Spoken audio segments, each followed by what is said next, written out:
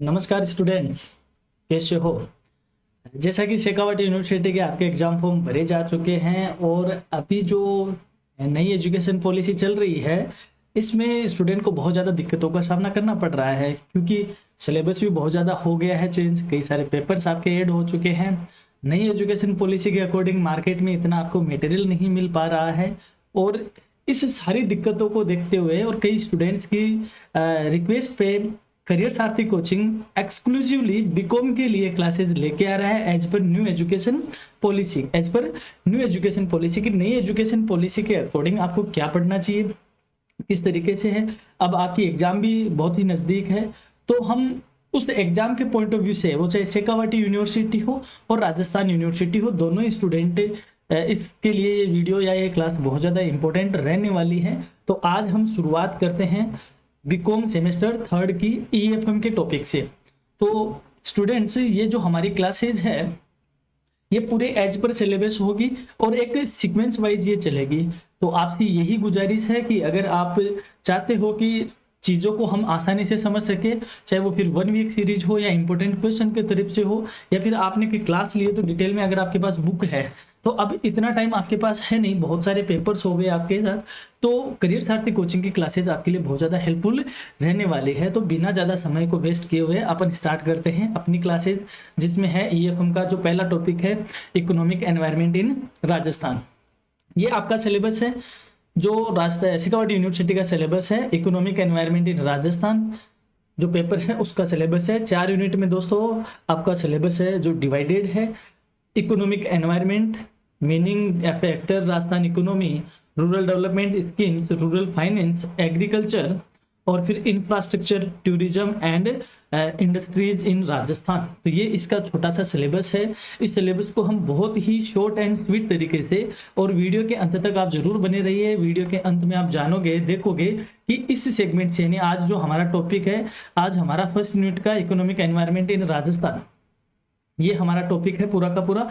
इसके क्या important question है ये हम वीडियो के अंत में आपके साथ साझा करेंगे। तो करते हैं क्लास की शुरुआत। बात करते हैं इकोनॉमिक एनवायरनमेंट इन राजस्थानी, आर्थिक पर्यावरण, उसका मीनिंग क्या है और वो कौन सारे फैक्टर है जो आर्थिक पर्यावरण को अफेक्ट करते हैं। अब देखो, दोनों तरीके के स्टूडेंट है, दोनों तरीके के स्टूडेंट को ध्यान में रखते हुए हम वीडियो को हिंदी मीडियम में और इंग्लिश मीडियम में, दोनों में हमने इसको बनाया है।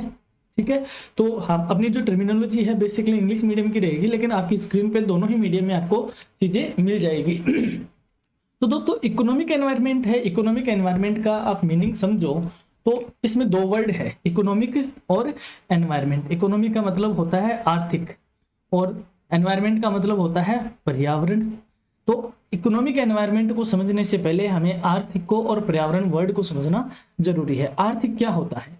वो सारी एक्टिविटी जो ह्यूमन बीइंग किसके लिए करता है, अपनी लाइवहुड के लिए करता है, यानी जीविकोपार्जन के लिए जितनी भी एक्टिविटी की जाती है, जीविकोपार्जन के लिए जो एक्टिविटी की जाती है उनको बोलते हैं इकोनॉमिक एक्टिविटी, यानी आर्थिक गतिविधियां। और हम इसमें यह वर्ड जरूर लगाएंगे जो कानूनन गतिविधियां है, यानी legal activities, legal, all kind of legal economic activities for livelihood we have done, that is known as economic activities. और बात करते हैं पर्यावरण की, तो अपने जो सराउंडिंग थिंग्स है, जो आसपास है, उस वातावरण को क्या बोलते हैं? पर्यावरण बोलते हैं। अब ये पूरा का पूरा वातावरण किसका होना चाहिए? इकोनॉमिक एक्टिविटीज का हो, तो हम उसको क्या बोल देंगे? Economic environment. यानी वातावरण में तो सारे हैं, जीव जंतु भी रहते हैं, कुत्ते बिल्ली भी रहते हैं, कई तरीके की अपने आसपास जो बायोडाइवर्सिटी है वो है। तो हम उन सबको छोड़ते हुए हम कोशिश करेंगे कि हम किसकी बात करें? इकोनॉमिक्स की या इकोनॉमिक एक्टिविटीज की। यानी कि फॉर एग्जाम्पल, आप काम कर रहे हो, आप क्या कर रहे हो? जॉब कर रहे हो। जॉब आप किसके लिए कर रहे हो? पैसों के लिए, यानी घर चलाने के लिए कर रहे हो। तो आपका जो ये जॉब है, आपकी ये जो नौकरी है, ये सोसाइटी के कौन कौन सारे फैक्टर्स को अफेक्ट कर रही है और किससे ये इफेक्ट हो रही है? तो वो जो सारी चीजें हैं वो मिलकर क्या बनाती है? इकोनॉमिक एनवायरनमेंट क्रिएट करती है। तो हम इसको समझते हैं, इकोनॉमिक एनवायरनमेंट की डेफिनेशन क्या है?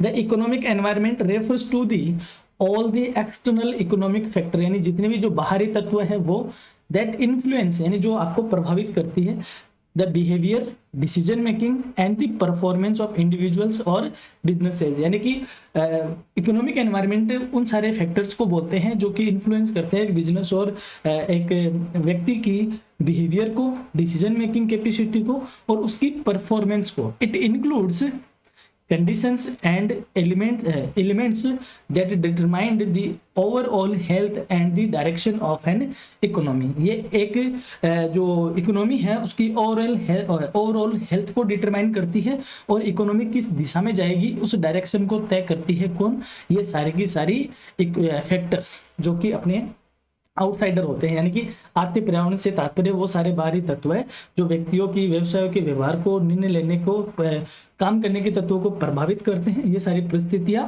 किसी भी अर्थव्यवस्था के टोटली स्वास्थ्य की, यानी क्या उसकी हेल्थ रहेगी और किस दिशा में वह जाएगा, हम इसको यूं समझ सकते हैं कि ये आपका बिजनेस फर्म है, ये आपकी क्या है? बिजनेस फर्म है। तो बिजनेस फर्म अकेली नहीं होती, बिजनेस फर्म अकेली नहीं होती। मार्केट में कई तरीके के एलिमेंट्स होते हैं, मार्केट में खूब सारे एलिमेंट्स होते हैं। फॉर एग्जांपल इधर हो गए natural elements, national elements, international elements, ठीक है। इधर हो गए ज्योग्राफिकल एलिमेंट्स, इधर हो गई पॉपुलेशन, ठीक है। इधर हो गए कल्चरल, इधर हो गए सोशल। तो ये वो सारे फैक्टर हैं जो आपकी एक्टिविटी को क्या करते हैं? अफेक्ट करते हैं और आपकी एक्टिविटी से क्या होते हैं? अफेक्ट भी होते हैं। तो इन सारी एक्टिविटीज को या इन सारे जो फैक्टर्स हैं इनको म्यूचुअली क्या बोला जाता है दोस्तों? इकोनॉमिक एनवायरनमेंट बोला जाता है। तो बहुत ही सिंपल मैंने यहाँ आपको बताने की कोशिश करी है कि इकोनॉमिक एनवायरनमेंट वो चीज होती है जो आपकी इकोनॉमिक एक्टिविटी को क्या करती है? अफेक्ट करती है। इकोनॉमिक एक्टिविटी किसके लिए की जाती है? जीविकोपार्जन हेतु धन कमाने वाली एक्टिविटी जो कि कानूनन हो, लीगल हो। बढ़ते हैं आगे।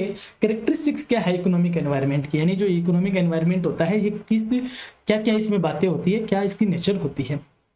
दोनों मीडियम में है, इधर इंग्लिश मीडियम में देख सकते हो और इधर आप हिंदी मीडियम में। अगर आप हिंदी मीडियम के हो तो अपनी जो टर्मिनोलॉजी है वो इंग्लिश में रहेगी, बट आप जो हमारी पीडीएफ है वो अवेलेबल हो जाएगी आपको दोनों मीडियम में, तो वो आपको ज़्यादा फायदा करेगी। रिलेटेड टू इकोनॉमिक एक्टिविटीज, देखो इकोनॉमिक एनवायरनमेंट डेफिनेटली किससे रिलेटेड है? इकोनॉमिक एक्टिविटी से रिलेटेड है, but affected by non economic factors also. तो क्या जो हमारी इकोनॉमिक एक्टिविटी है वो सिर्फ इकोनॉमिक एक्टिविटी से ही प्रभावित होती है? नहीं, बिल्कुल नहीं। वो नॉन इकोनॉमिक फैक्टर है, जैसे कि रिलीजियन यानी धर्म, जैसे कि कल्चरल वैल्यू, जैसा कि मोरल वैल्यू यानी कि आप कैसा सोचते हो, आपकी माइंड कैपेसिटी किस तरीके की है। तो ये वो नॉन इकोनॉमिक फैक्टर है, उनसे भी हमारी इकोनॉमिक एक्टिविटी क्या होती है? अफेक्ट होती है। ऑपरेटेड बाय गवर्नमेंट, ये गवर्नमेंट के थ्रू क्या होती है? ऑपरेट, यानी इसके लिए जितने भी जो कानून होते हैं, जो नियम होते हैं, वो सारे कौन बनाती है?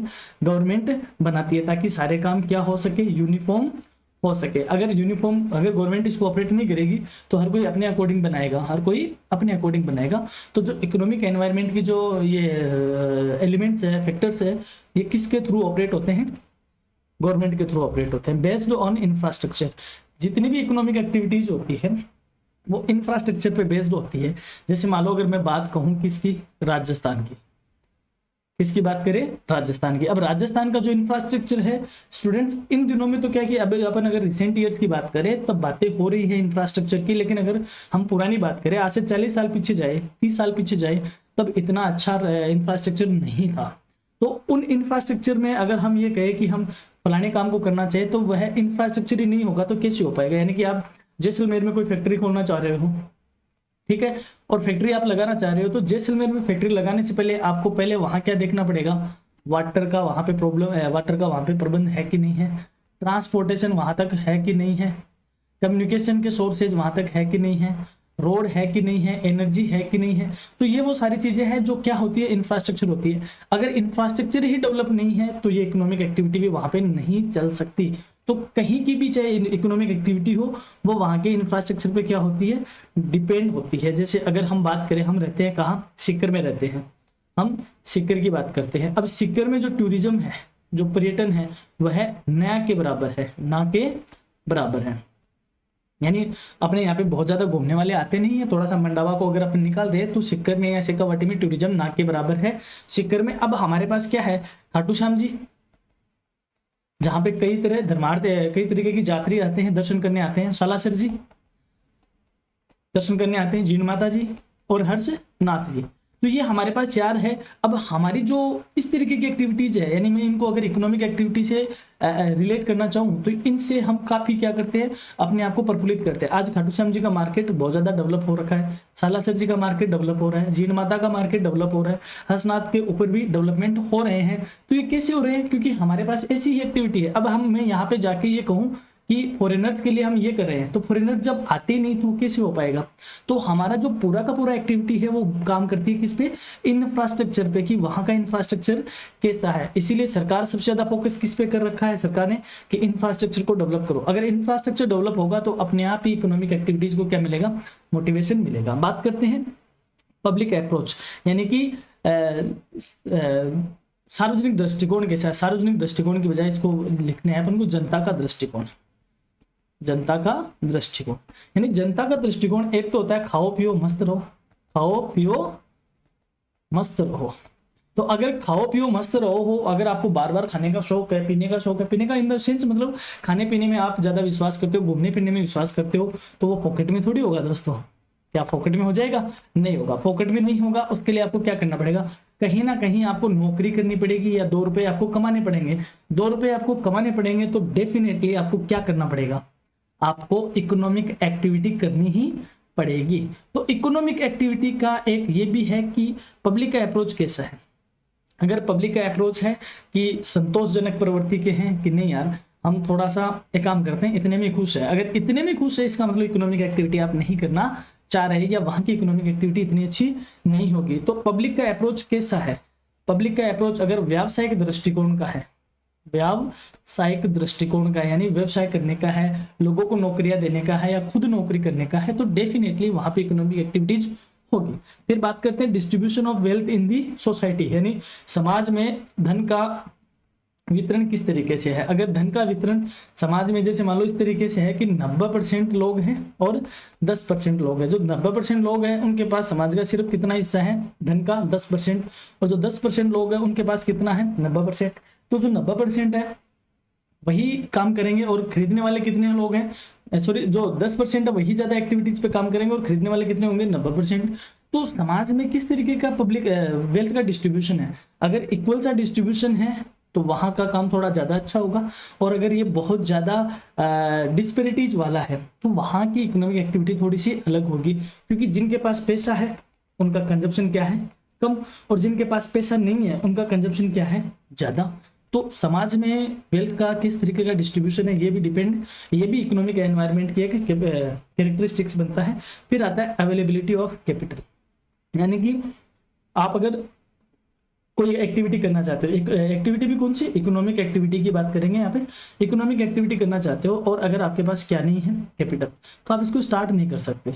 इसीलिए तो सरकार ने को इन पे फोकस कर रखा है। सरकार ने स्टार्टअप के लिए कई तरीके की पॉलिसी लेके आ रखी है, कई तरीके की स्कीम लेके आ रही है कि जो आप स्टार्टअप करना चाहते हो तो हम आपको क्या देंगे, सब्सिडी देंगे, हम आपको लोन देंगे, हम इतने रुपए का लोन इंटरेस्ट फ्री देंगे।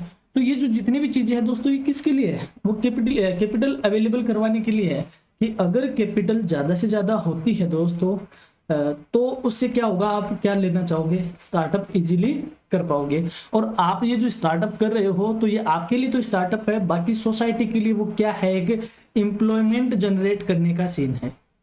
एम्प्लॉयमेंट जनरेट करने का एक फैक्ट्री बन गया, या एम्प्लॉयमेंट जनरेट करने का एक साधन बन गया। तो एम्प्लॉयमेंट जनरेट करोगे तो आप लोगों को क्या दोगे, रोजगार। अब लोगों को रोजगार मिलेगा तो डेफिनेटली उनसे क्या होगी, इकोनॉमिक एक्टिविटीज ही तो होगी। और हम क्या चाहते हैं, इकोनॉमिक एनवायरनमेंट और क्या हो, मजबूत हो। ये इसकी क्या है कैरेक्टरिस्टिक्स। फिर बात करते हैं प्लान्ड इकोनॉमी की, नियोजित अर्थव्यवस्था, यानी कि प्लान्ड इकोनॉमी में यानी सरकार, हमने पीछे देखा कि 5 ईयर प्लान करती है सरकार, और आज कौन आ गया, योजना आयोग की जगह नीति आयोग आ चुका है। नीति आयोग आ चुका है जो प्लानिंग करता है। अब प्लानिंग होती है तो सरकार ही सारे काम करती है डेफिनेटली, क्योंकि सरकार उनके लिए क्या लाती है, पॉलिसी लाती है। सरकार उनके लिए क्या लाती है, टारगेट्स लाती है। सरकार उनके अकॉर्डिंग क्या करती है, स्कीम डिजाइन करती है। तो ये सारी चीजें है, तो प्लानिंग के अकॉर्डिंग हम करते हैं तो इकोनॉमिक एनवायरनमेंट एक अलग तरीके से डिसाइड होगा। और वहीं अगर लेजिस्लेयर हो, यानी कि एकदम फ्री इकोनॉमी हो, लोग अपने अकॉर्डिंग करें, कैपिटलिस्टिक हो, तो जो जिनके पास ज्यादा पैसा है वो समाज में क्या करने लग जाएंगे, शोषण करने लग जाएंगे। अगर मान लो लॉज नहीं हो, फॉर एग्जांपल अगर लेबर लॉ नहीं हो, लेबर लॉ नहीं हो कि किस तरीके से काम करना, तो कौन ये नहीं चाहेगा कि मेरे यहाँ मजदूर सिर्फ 8 घंटे क्यों 10 घंटे काम करें, हर कोई चाहेगा कि मेरे यहाँ 10 घंटे काम करें। तो प्लांट इकोनॉमी में ये सारी चीजें होती है। फिर है moral factor of the society. Society का मोरल फैक्टर कैसा है, सोसाइटी का मोरल फैक्टर कैसा है, वह किस तरीके की सोच के साथ है, यानी माइंड सेट उनका कैसा है। कि जैसे मान लो मैं कहूँ कि वही पब्लिक अप्रोच की बात करें, अगर पब्लिक अप्रोच काम ही नहीं करना चाहती तो इकोनॉमिक एक्टिविटी होगी नहीं। और मोरल फैक्टर ये है कि लोग अपनी जिम्मेदारी को समझे और सही समय आते ही वह क्या करे, इकोनॉमिक एक्टिविटीज की तरफ मूव ऑन होने लग जाए। तो मोरल फैक्टर होना चाहिए सोसाइटी का। अगर सोसाइटी का मोरल फैक्टर कुछ उद्यमी है, एंटरप्रेन्योर जैसा बनने का है, तो डेफिनेटली इकोनॉमिक एनवायरनमेंट अलग तरीके का होगा। और अगर सिर्फ आराम करना है, आलसी बन के रहना है, तब अलग होगा। बढ़ते हैं आगे। Objective of the study of economic environment, यानी इस इकोनॉमिक एनवायरनमेंट को हम क्यों पढ़ रहे हैं, या क्यों आपके सिलेबस में, हम कॉमर्स की बात कर रहे हैं तो कॉमर्स के सिलेबस में क्यों है, यानी कि इकोनॉमिक एनवायरनमेंट आपके सिलेबस में बेसिकली किसके तरफ से है, स्पेशल रेफरेंस ऑफ राजस्थान। और चैप्टर का नाम भी, पेपर का नाम भी क्या है, economic environment in Rajasthan. Rajasthan में इकोनॉमिक एक्टिविटीज का क्या सीन है, वो आपके सिलेबस में है। अब ये अपने क्या है, कुछ ऑब्जेक्टिव है। सक्सेसफुल कंडक्ट ऑफ इकोनॉमी, यानी इकोनॉमी का सही तरीके से संचालन हो।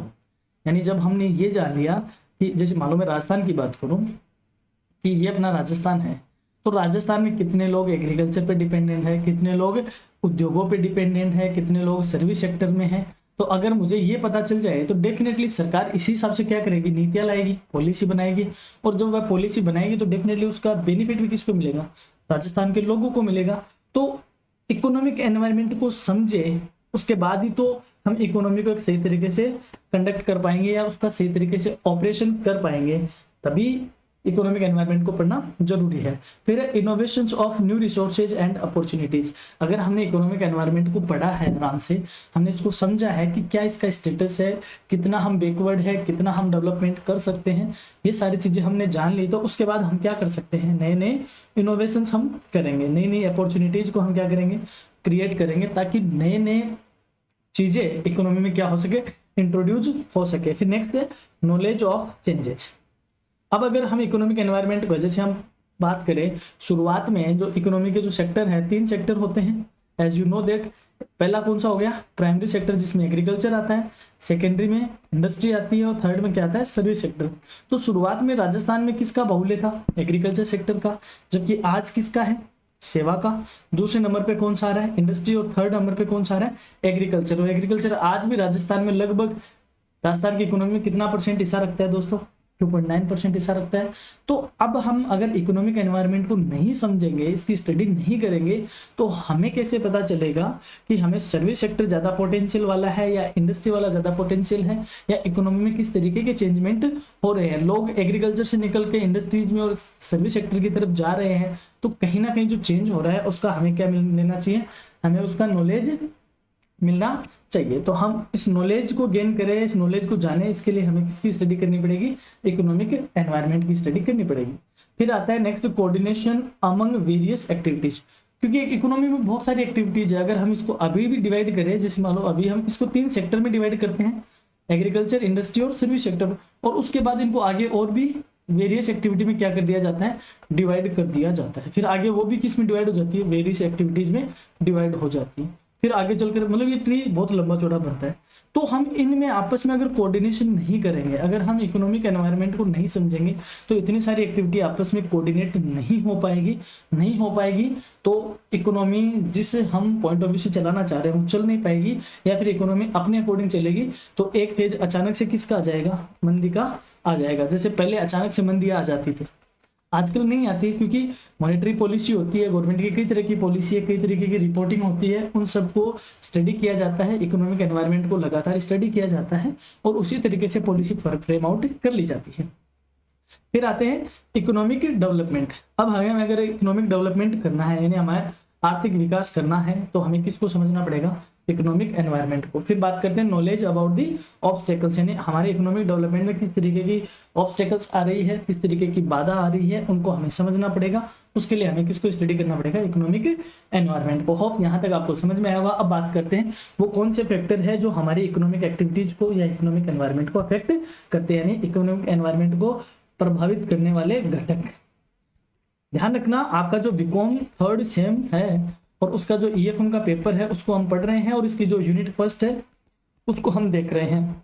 और इसमें जो ये जो आपकी स्क्रीन पे है, ध्यान रखना स्टूडेंट्स, यही आपके एग्जाम का क्वेश्चन है, यही आपके एग्जाम का क्या है, इंपॉर्टेंट क्वेश्चन है। इस आपके पेपर में डेफिनेटली जब आप पेपर खोलोगे तो उसमें जो पहली यूनिट का पहला क्वेश्चन होगा वो यही होगा कि फैक्टर्स अफेक्टिंग इकोनॉमिक एनवायरनमेंट। आगे हम देखेंगे इंपॉर्टेंट क्वेश्चंस में दो फैक्टर होते हैं, एक होते हैं इंटरनल फैक्टर्स यानी आंतरिक घटक और एक होते हैं एक्सटर्नल फैक्टर्स यानी बाहरी घटक। आंतरिक घटक कौन कौन से होते हैं, यानी अपने बिजनेस की क्या पॉलिसी है, अपने मैनेजमेंट किस तरीके की सोच रखते हैं, हमारे बिजनेस की नेचर कौन सी है, ये सारे जो घटक है या फैक्टर है वो इंटरनल बोले जाते हैं। हम सैलरी कब दे रहे हैं, क्या हमारी पॉलिसी है, हमारे रूल्स क्या है, हम कितने बजे दुकान सुबह खोलते हैं, कितने बजे रात को बंद करते हैं, ये सारी चीजें क्या है, इंटरनल फैक्टर है।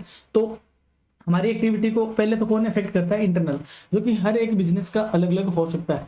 हम बात करेंगे कॉमन फैक्टर्स की जो होते हैं एक्सटर्नल फैक्टर। एक्सटर्नल फैक्टर को दो में डिवाइड किया जाता है, इकोनॉमिक फैक्टर और नॉन इकोनॉमिक फैक्टर। जो इकोनॉमिक फैक्टर है जैसे नेचुरल रिसोर्सेज कितने हैं, गवर्नमेंट पॉलिसीज क्या है, इकोनॉमिक पॉलिसीज क्या है, ह्यूमन रिसोर्सेज कैसा है, ये सारे किस में आएंगे, इकोनॉमिक फैक्टर में। बात करते हैं नॉन इकोनॉमिक में, हिस्टोरिकल फैक्टर क्या है, एथिकल क्या है, कल्चरल क्या है, सोशल क्या है, ये सारे किस में आएंगे, नॉन इकोनॉमिक में। अब फटाफट हम इन सबको देख लेते हैं और इस क्लास के हम लास्ट फेज पे पहुंच चुके हैं। बात करते हैं इकोनॉमिक फैक्टर की। इकोनॉमिक फैक्टर में हम बात करेंगे अवेलेबिलिटी ऑफ नेचुरल रिसोर्सेज यानी प्राकृतिक संसाधन कैसे। आज हम राजस्थान की बात करें, राजस्थान में अब क्या निकलने लग गया दोस्तों, पेट्रोल भी निकलने लग गया। राजस्थान में क्या है, पेट्रोल भी आने लग गया है।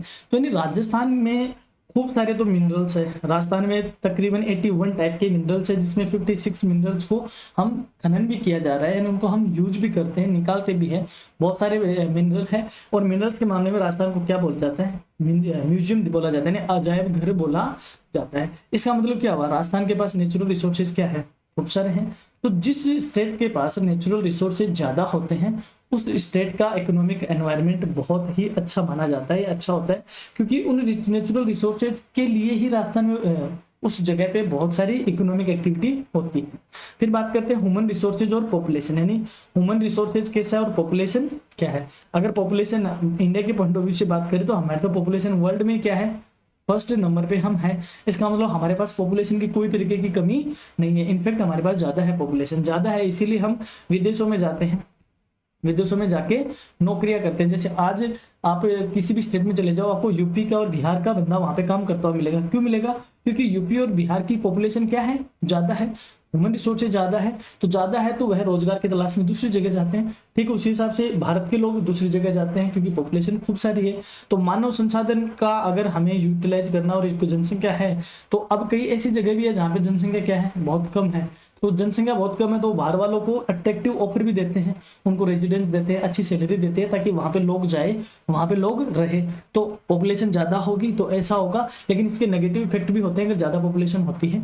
फिर बात करते हैं साइंटिफिक एंड टेक्नोलॉजिकल डेवलपमेंट, कितना टेक्नोलॉजिकल एडवांसमेंट हो रखा है। अगर टेक्नोलॉजिकल यानी तकनीकी विकास अच्छा हो रखा है तो डेफिनेटली वहां का इकोनॉमिक एनवायरनमेंट क्या होगा, स्ट्रॉन्ग होगा। और अगर हम बैकवर्ड है यानी पिछड़े हुए हैं, तो पिछड़े हुए क्यों है, क्योंकि हमारी इकोनॉमिक एक्टिविटी नहीं है, और इकोनॉमिक एक्टिविटी टेक्नोलॉजिकल एडवांसमेंट होगा तो अपने आप ही ज्यादा होगी। फिर बात करते हैं फॉर्म ऑफ इकोनॉमिक सिस्टम।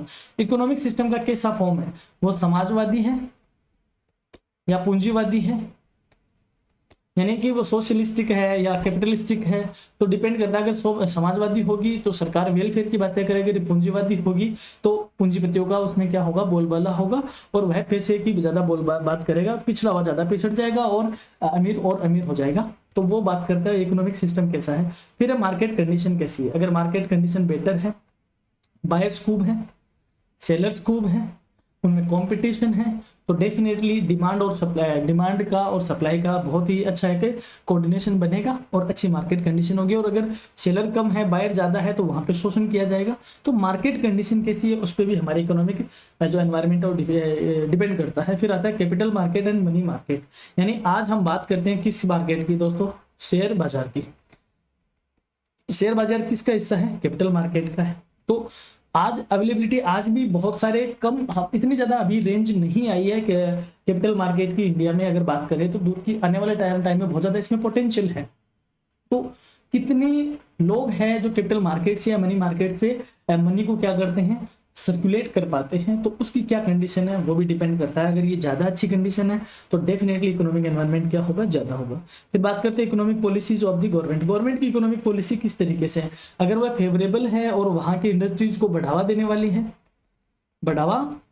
है, अगर इंडस्ट्रीज को, तो डेफिनेटली वहाँ पे ज़्यादा इंडस्ट्रीज होगी और वहाँ के लोगों को रोजगार ज़्यादा मिलेगा, डेफिनेटली इकोनॉमिक एनवायरनमेंट वहाँ का अच्छा होगा।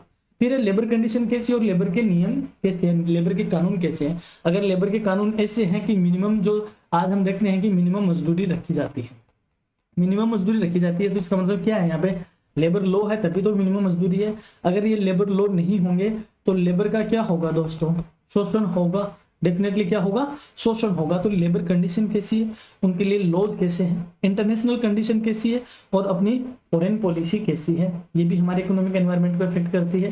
ट्रांसपोर्टेशन कैसा है और कम्युनिकेशन के साधन क्या है, अगर ये स्ट्रॉन्ग है, ट्रांसपोर्ट अगर अपना अच्छा है, जैसे आज राजस्थान है, राजस्थान के कोई सीवेज नहीं लगता, यानी राजस्थान में अगर कोई सामान चाहिए तो वह इंडिया के या तो बॉम्बे आता है या गुजरात आता है, इधर आता है, फिर यहाँ से ट्रांसपोर्ट होके कहाँ आता है, राजस्थान आता है। तो ट्रांसपोर्ट अगर राजस्थान के यहीं अंदर ही आ जाता, अगर सोचने वाली बात है, अगर ट्रांसपोर्ट अगर और भी ज़्यादा अच्छा होता तो जो सामान आज हमें 3 दिन में मिल सकता है वह सामान हमें 1 दिन में ही मिल जाएगा। तो इकोनॉमिक एनवायरनमेंट हमारे इस पर भी डिपेंड करता है कि हमारे ट्रांसपोर्ट की कैसी फैसिलिटी है, कम्युनिकेशन की कैसी फैसिलिटी है। फिर आता है एंटरप्रेन्योर एंड इनोवेशन, यानी लोगों की माइंड सेट कैसा है, एंटरप्रेन्योर है या आराम करने वाले हैं या काम करने वाले हैं। एंटरप्रेन्योर का मतलब होता है नौकरी देने वाले, यानी उद्यमी, जो कुछ नया लेके आते हैं मार्केट में और नए नए अवसर पैदा करते हैं रोजगार के, उनको बोलते हैं एंटरप्रेन्योर। और एक होते हैं नौकरी ढूंढने वाले, जैसे आज प्रेजेंट टाइम की बात करूं, आज चाहे वो कितना भी पढ़ा लिखा इंसान हो, किसके पीछे भाग रहा है, सरकारी नौकरी के। अब चाहे नौकरी सरकारी हो चाहे प्राइवेट हो, अगर बात नौकरी की है, बात तो यही है कि हम ढूंढ क्या रहे हैं नौकरी। हम में से कितने ऐसे हैं जो उद्यमी बनना चाह रहे हैं, कितने ऐसे लोग हैं जो एंटरप्रेन्योर बनना चाह रहे हैं, क्योंकि उद्यमी बनने का मतलब है आप नौकरी ढूंढ नहीं रहे, आप नौकरी क्रिएट कर रहे हो, सृजन कर रहे हो नौकरी का। तो ये जो अप्रोच है वो कैसी है, हम कितना इनोवेटिव सोच वाले हैं, तो एंटरप्रेन्योर का क्या सीन है, इनोवेशंस का क्या है, और ये सारा का सारा इसी पे डिपेंड है। इसका जो नेक्स्ट पॉइंट है, अप्रोच ऑफ एजुकेशन सिस्टम, हमारा एजुकेशन सिस्टम कैसा है। अगर हमारा एजुकेशन सिस्टम हमें एंटरप्रेन्योर बनाने वाला है तो हमारे यहाँ इकोनॉमिक एनवायरनमेंट अलग होगा, और अगर हमारा एजुकेशन सिस्टम नौकर पैदा करने वाला है तो हमारा जो इकोनॉमिक एनवायरनमेंट है वो अलग तरीके का होगा।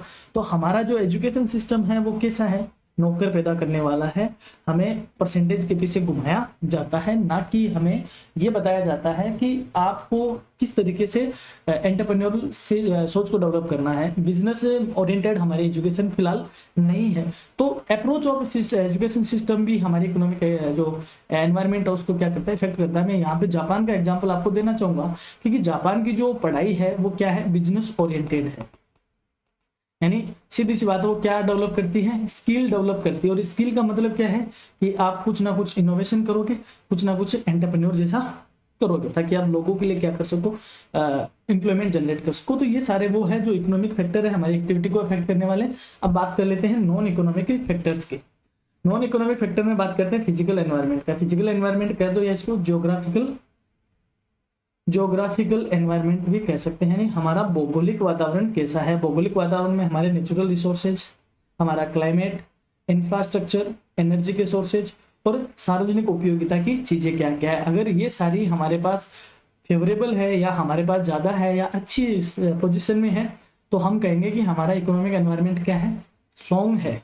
अगर नहीं है तो कहेंगे नहीं है। जैसे मैं राजस्थान की जलवायु की बात करूँ तो हमारी जलवायु इस तरीके की है कि यहाँ पे फसलें क्या होती है, खूब सारी पैदा हो सकती है। हम एक सीजन में गेहूं खूब पैदा करते हैं, सरसों खूब पैदा करते हैं, चना खूब पैदा करते हैं, मक्का करते हैं, और एक सीजन में हम बाजरा खूब पैदा करते हैं, दालें खूब पैदा करते हैं, जीरा खूब पैदा करते हैं।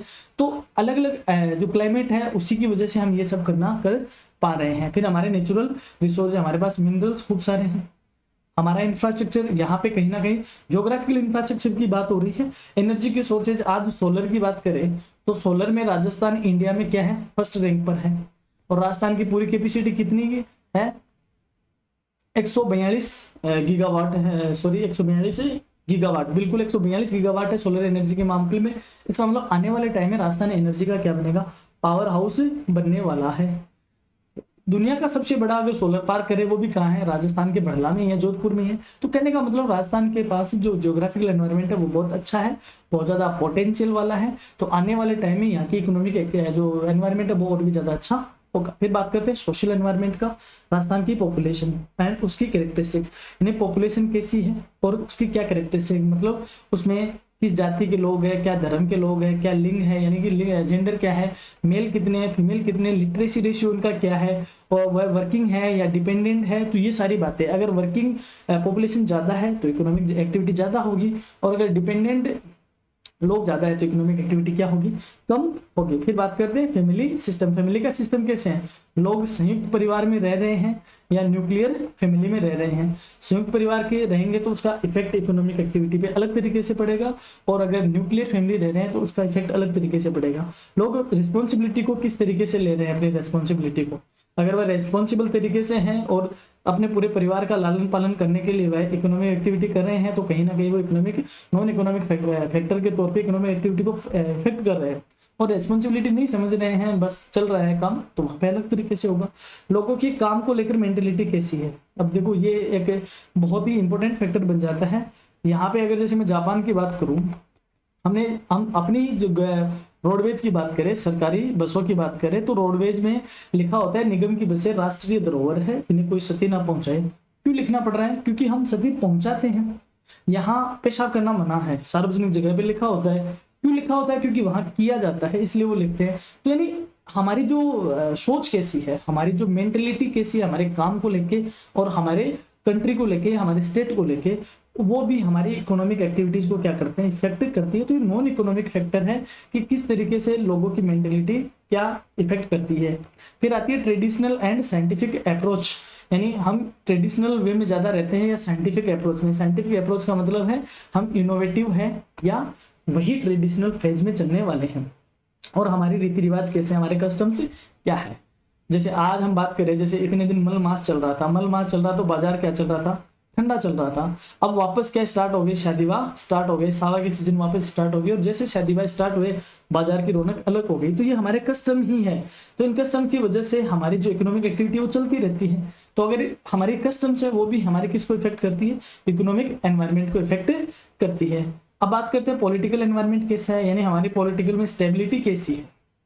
अगर पॉलिटिकल स्टेबिलिटी होती तो अलग तरीके से होगी। और राजस्थान के साथ बड़ी विडंबना है, हम 5 साल बीजेपी को ट्राई करते हैं, फिर 5 साल हम किसको ट्राई करते हैं, कांग्रेस को, फिर अगले 5 साल हम वापस बीजेपी को ट्राई करते हैं, फिर 5 साल कांग्रेस को। तो उससे क्या होगा, एक सरकार का जो काम है वो अगली सरकार अलग तरीके से उसको डिफाइन करके कुछ ना कुछ गड़बड़ करती है। तो उसमें कहीं ना कहीं हम ये देखते हैं कि जो पॉलिटिकल इनस्टेबिलिटी है इसकी वजह से कई तरीके की इकोनॉमिक एक्टिविटीज इफेक्ट होती है।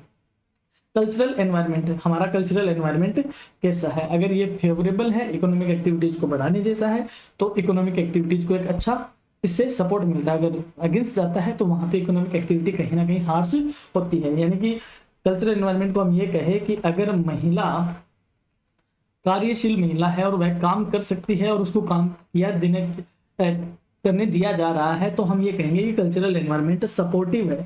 वहीं अगर एक कैपेबल महिला है, पूरी क्वालिफाइड है, काम करना चाहती है, लेकिन समाज उसको काम नहीं करने दे रहा है, तो इसका मतलब क्या हुआ कि हमारा कल्चरल जो एनवायरनमेंट है वो इकोनॉमिक एक्टिविटीज के अगेंस्ट जा रहा है। तो ये सारे एनवायरनमेंट के फैक्टर होते हैं जो नॉन इकोनॉमिक फैक्टर्स में आते हैं। अब बढ़ते हैं यहाँ से इंपॉर्टेंट क्वेश्चन। तो बिल्कुल स्टूडेंट्स, आप इस वीडियो के लास्ट में आ चुके हो। हमने फर्स्ट यूनिट का फर्स्ट टॉपिक हमने कवर कर लिया है, और हम बहुत ही जल्दी पूरी जो आपकी जो ईएफएम का पेपर है इस पूरे को हम कवर कर लेंगे, और छोटे छोटे वीडियोस में कवर कर लेंगे। ये पहले क्लास इसलिए थोड़ी सी लंबी हो रही है, आने वाली जितनी भी क्लास है बहुत ज्यादा लंबी नहीं होगी। अब बात करते हैं इस यूनिट से, इस टॉपिक से किस तरीके के क्वेश्चन पूछे जाएंगे। जैसा कि आपको पता है आपका पेपर पैटर्न 2 तरीके से हो गया है, शॉर्ट टाइप के क्वेश्चन भी आएंगे और लॉन्ग आंसर वाला टाइप वाले क्वेश्चन भी आएंगे। तो इस चैप्टर से शॉर्ट टाइप में ये क्वेश्चन पूछा जा सकता है, what do you understand by economic environment, sorry economic होगा, economic environment, right any 4 factors affecting economic environment या डिफाइन इकोनॉमिक एक्टिविटी, यानी आर्थिक पर्यावरण से आप क्या समझते हो, कौन से तत्व है जो आर्थिक पर्यावरण को प्रभावित करते हैं उनको लिखो, और एक आर्थिक गतिविधि क्या होती है। और यहाँ से जो बड़े क्वेश्चन आएंगे वो इसी तरीके से आएंगे कि define economic environment, explain the major factors affecting economic environment, पूरा कितने मार्क्स का आ सकता है, 20 मार्क्स का क्वेश्चन आएगा। और ये जो 2 क्वेश्चन दिख रहे हैं ये दोनों एक ही क्वेश्चन है, define economic environment and describe its characteristics, लगभग एक जैसे क्वेश्चन है। तो यहाँ से छोटे question as well as 2 number के और बड़ा question as well as 20 number का, तो ये जो चैप्टर है ये अकेला आपके 22 मार्क्स देके जाने वाला है। तो इसीलिए हमने इसी को स्टार्ट किया है। सबसे पहले ये अकेला चैप्टर आपको 22 मार्क्स कम से कम एग्जाम में दिलाने की पोटेंशियल रखता है, और यहाँ से क्वेश्चन आएगा भी आएगा, यानी जब आप जो भी एग्जाम देते हो तो उसका जो टाइटल होता है वह टाइटल अपने आप में एग्जाम के लिए क्या बन जाता है, इंपॉर्टेंट बन जाता है। आपका टाइटल क्या है, इकोनॉमिक एनवायरनमेंट इन राजस्थान। तो आपसे ये क्वेश्चन डेफिनेटली पूछा जाएगा कि what do you mean by economic environment और इसके कौन से फैक्टर है, इसकी क्या कैरेक्टरिस्टिक्स है। तो डेफिनेटली आज का जो चैप्टर है हमने 22 नंबर पूरे कर लिए हमारे एग्जाम के पॉइंट ऑफ व्यू से। आपने यहाँ तक इस वीडियो को देखा है तो इसके लिए आपको बहुत बहुत धन्यवाद। अगर आपको इस वीडियो की जो PDF चाहिए तो आप जो अपना व्हाट्सएप चैनल है उसको ज्वाइन करें, करियर साथी का लिंक उसका डिस्क्रिप्शन में दे दिया जाएगा, उस चैनल पे आप ज्वाइन करें और उस चैनल में हम आपको आज की क्लास की क्या प्रोवाइड करवा देंगे, PDF प्रोवाइड करवा देंगे।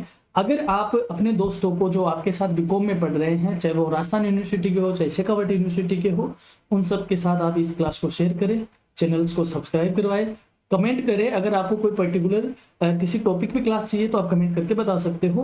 करियर सारथी कोचिंग आपको वो क्लास जल्दी ही उपलब्ध करवाएगी और हमारा जो डेडिकेशन है वो यही है कि आप सबको इस NEP में, क्योंकि आप 3rd सेम के स्टूडेंट और शेखावाटी यूनिवर्सिटी के और 3rd सेम के स्टूडेंट एक तरीके से ट्रांजिशन फेज में है, यानी कि जो कुछ भी NEP में ट्राई हो रहा है वो आप पे हो रहा है। यानी एक तरीके से मैं ये कह सकूं कि NEP का कोविड चल रहा है और आप उस कोविड को टेस्ट करने वाले क्या हो, बंदर हो, जिसपे वो जो वैक्सीन वो टेस्ट की जा रही है। तो हमारा बस यही मकसद है कि आपको इस तरीके के जो माहौल है इसमें एक सपोर्ट प्रोवाइड करवाना। All the best for your exam.